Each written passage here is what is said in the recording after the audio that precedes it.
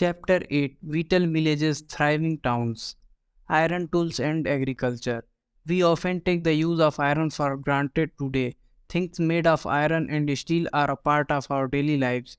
The use of iron began in the subcontinent around 3000 years ago. Some of the largest collections of iron tools and weapons were found in the megalithic burials, about which you read in Chapter 4.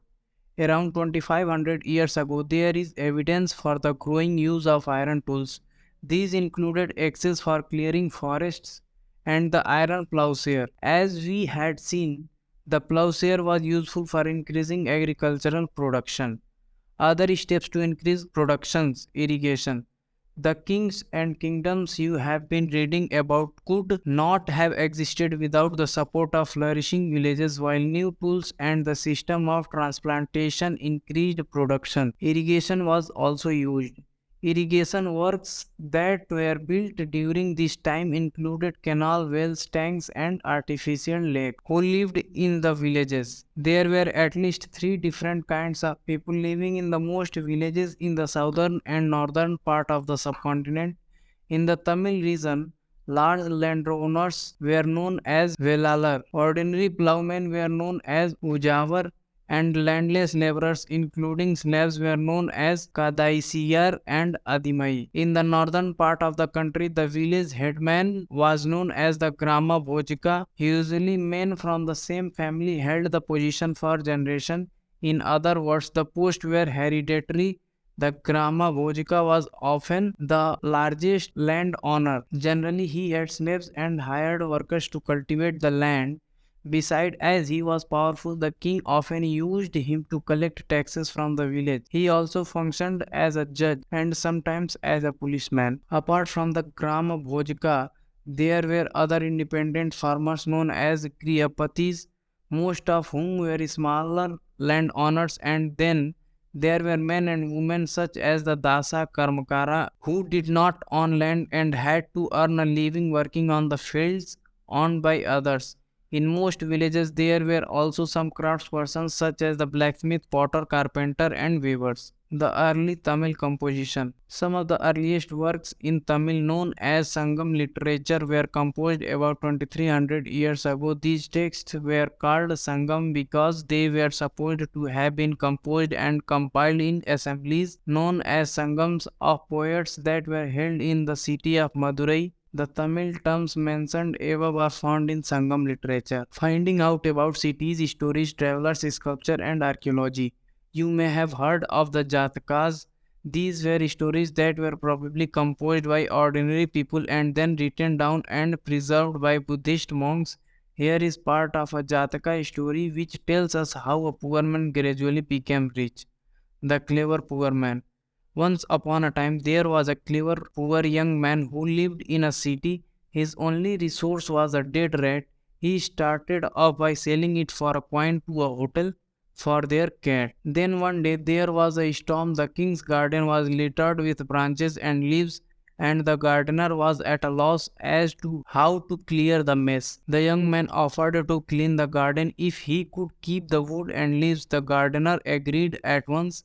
The young man rounded up all the children who were playing with an offer of sweets for every stick and leaf that they could collect.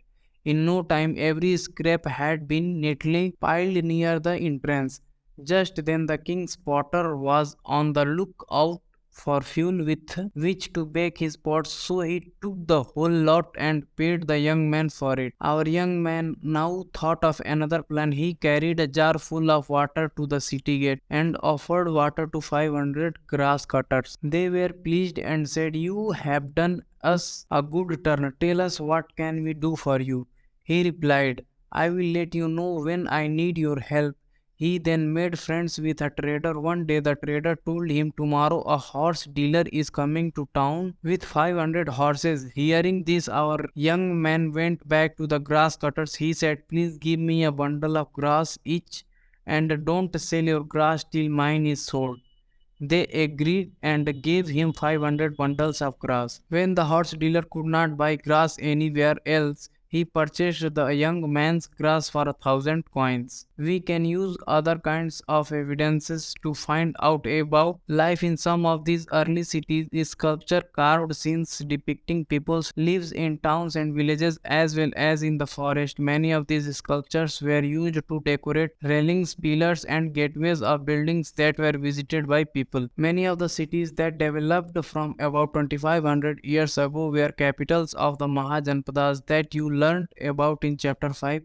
As we had seen, some of these cities were surrounded by massive fortification walls. In many cities, archaeologists have found rows of pots or ceramic rings arranged one on top of the other. These are known as ring wells. These seem to have been used as toilets in some cases as drains and garbage dumps. These ring wells are usually found in individual houses. We have hardly any remains of palaces, markets, or of homes of ordinary people. Perhaps some are yet to be discovered by archaeologists, others made of wood, mud, brick, and thatch may not have survived. Another way of finding out about early cities is from the accounts of sailors and travelers who visited them. One of the most detailed accounts that has been found was by an unknown Greek sailor. He described all the ports he visited. The story of Bari Gaza, the Greek name of Baruch. The Gulf is very narrow at Bari Gaza and very hard to navigate for those coming from the sea. Ships had to be steered in by skillful and experienced local fishermen who were employed by the king. The imports into Bari Gaza were wine, copper, tin, lead, coral, topaz, cloth, gold, and silver coins. Exports from the town included plants from the Himalayas, ivory, agate, carnelian, cotton, silk, and perfumes.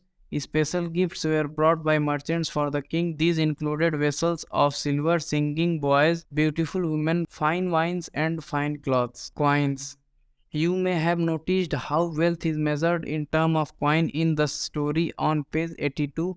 Archaeologists have found several thousands of coins belonging to this period. The earliest coins, which were in use for about 500 years, were punch-marked coins, such as the one shown below. Punch-marked coins. Punch-marked coins were generally rectangular or sometimes square or round in shape, either cut out of metal sheets or made out of flattened metal globules, a small spherical body. The coins were not inscribed but were stamped with symbols using dies or punches. Hence, they are called punch-marked coins. These coins are found over most parts of the subcontinent and remained in circulation till the early centuries CE. Cities with many functions. Very often, a single town was important for a variety of reasons. Let us look at the example of Mathura. Mathura has been an important settlement for more than 2500 years. It was important because it was located at the crossroads of two major routes of travel and trade, from the northwest to the east and from north to south. There were fortifications around the city and several shrines. Farmers and herders from adjoining areas provided food for people in the city. Mathura was also a center where some extremely fine sculpture was produced. Around 2000 years ago, Mathura became the second capital of the Kushanas, about whom you will be reading in chapter 9. Mathura was also a religious center. There were Buddhist monasteries, Jain shrines, and it was an important center for the worship of Krishna.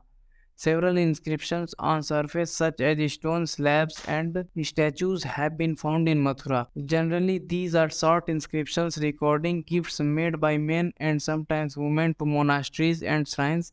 These were made by kings and queens, officers, merchants, and craftspersons who lived in the city. For instance, inscriptions from Mathura mention goldsmiths, blacksmiths, weavers, basket makers, garland makers, perfumers, crafts, and craftsperson. We also have archaeological evidence for crafts. These include extremely fine pottery, known as the northern black polished ware. It gets its name from the fact that it is generally found in the northern part of the subcontinent.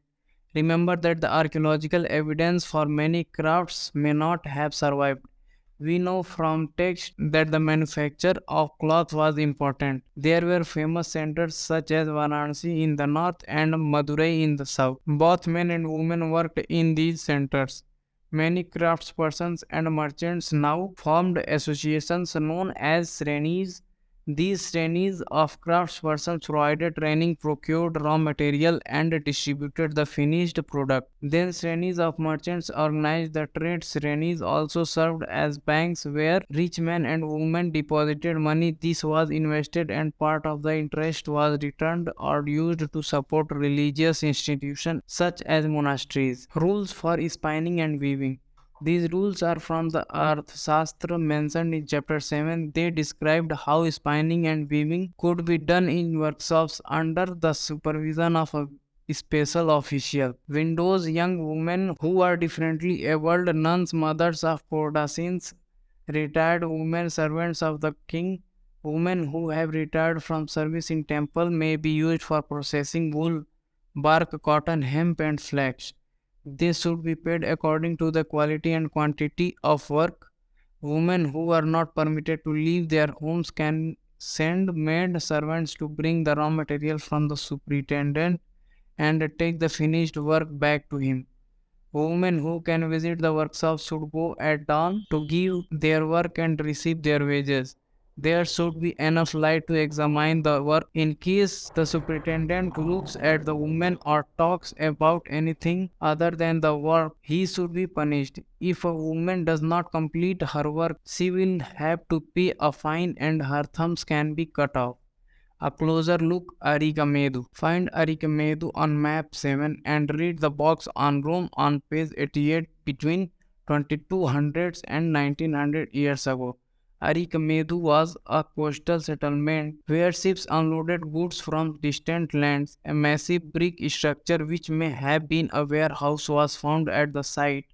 Other finds include pottery from the Mediterranean region, such as amphor, tall double-handled jars that contain liquids such as wine or oil, and stamped red glazed pottery known as Aretine ware, which was named after a city in Italy. This was made by pressing wet clay into a stamped mound. There was many another kind of pottery which was made locally through the Roman designs were used. Roman lamps, glassware, and gems have also been found at the site. Small tanks have been found that were probably dyeing wats used to dye clothes. There is plenty of evidence for the making of beads from semi-precious stones and glass.